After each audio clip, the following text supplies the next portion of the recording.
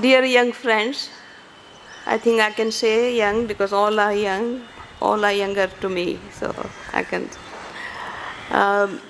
First of all, welcome to all of you in Ahmedabad, and welcome, particularly welcome in our ashram and also our Gujarat Vidyapith. Thank you very much.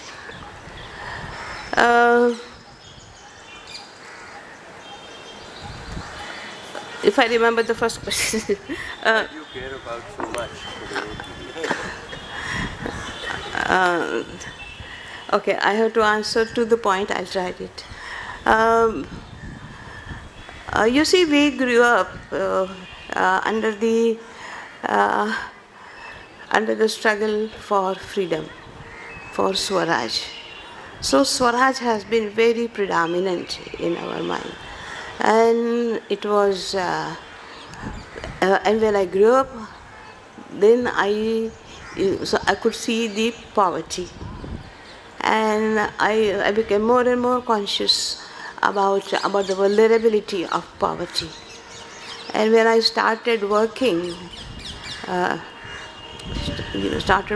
a trained lawyer, I saw the labor, and I also saw, first I saw the industrial labor, and I was very much sort of disturbed, but I was more disturbed and thoroughly disturbed when I saw that there were labor outside the textile mills, the industrial labor.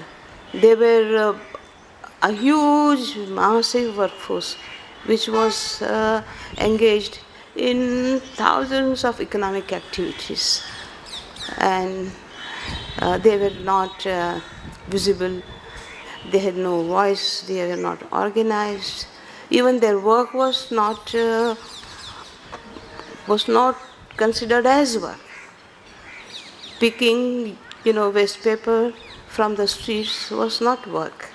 Milking a cow was not work. So, though in spite of the fact that they were contributing to the economy, to the national income, to the GDP, so that is why poverty, and then particularly working poor who worked and remained poor, that is no justice. That is a big injustice, and that is what I got imbibed.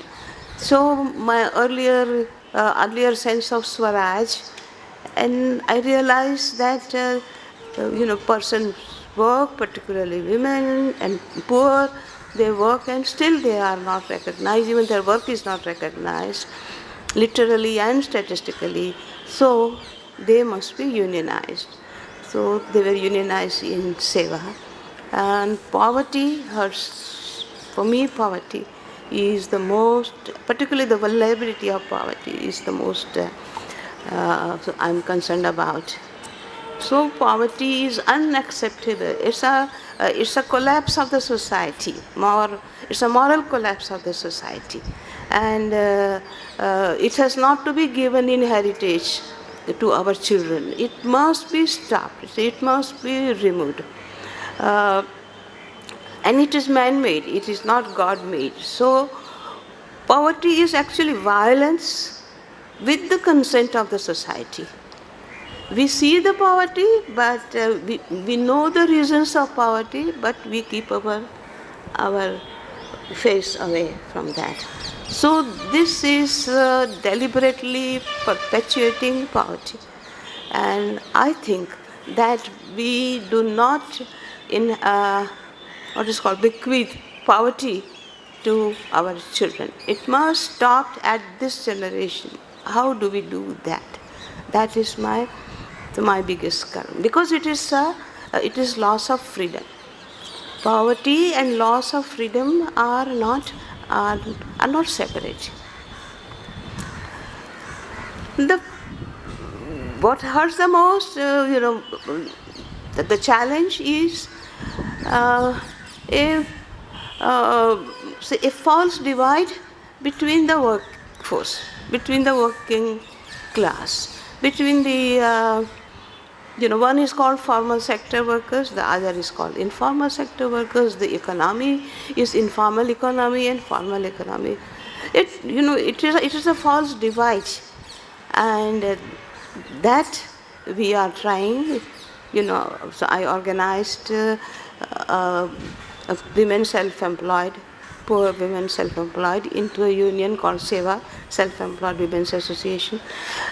So there we have been all through our journey has been to bring, to build the bridge between the formal and the informal, but not only that, there should be no such division as formal and informal. Whoever contributes to, whoever does the economic activity is worker, is producer, is entrepreneur, and is farmer, independent, and they are all part of the of the working population, and they happen to be 92% or more of our country, and within that they say that half of them, more than half, 60% are poor, and amongst them more than 50% are women.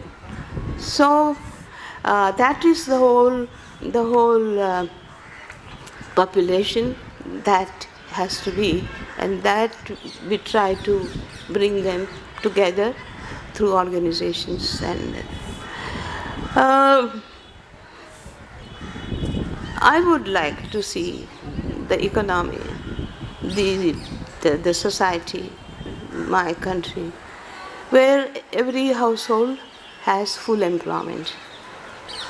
By full employment, I mean food security, income security, and social security. And secondly, the second goal is self-reliance. How do we attain more and more self-reliance? The insights that I have learned, I have gained, and then which has so on which we have been working, and most of them have worked, and that is the basic is Sangathan, organizing, coming together, building collective force. The other, very shortly I say that the other one is decentralization.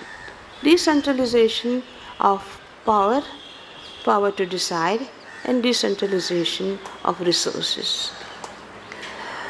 The third is, I would like to see how the distance is cut, cutting down distance between production and consumption, between producer and consumer, cutting down the distance between production and resources. That works, and that we have found as one of the answers to poverty. I do believe strongly is in women's leadership. So that is the insight that I have gained and getting more and more confirmed. Women's leadership is based in fighting poverty, when it comes to fighting poverty.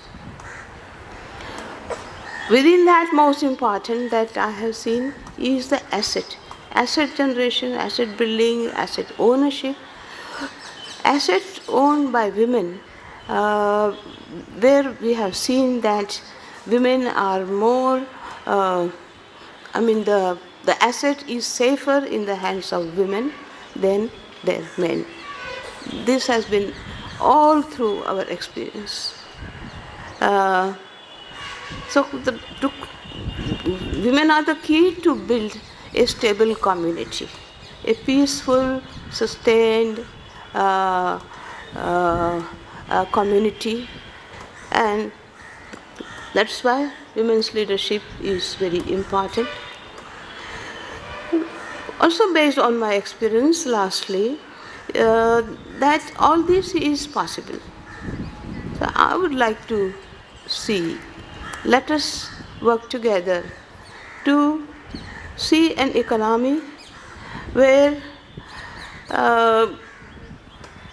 our basic necessities of life, primary necessities of life, like roti, kapda, makan, primary healthcare, primary education, primary banking, the three services, three goods, at least these primary basic services should be available and should be produced and made available within our local area.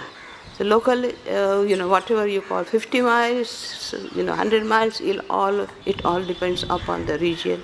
So we will have the growth, what they call growth of new holistic economy, and that is what I have learned from Gandhiji's thought.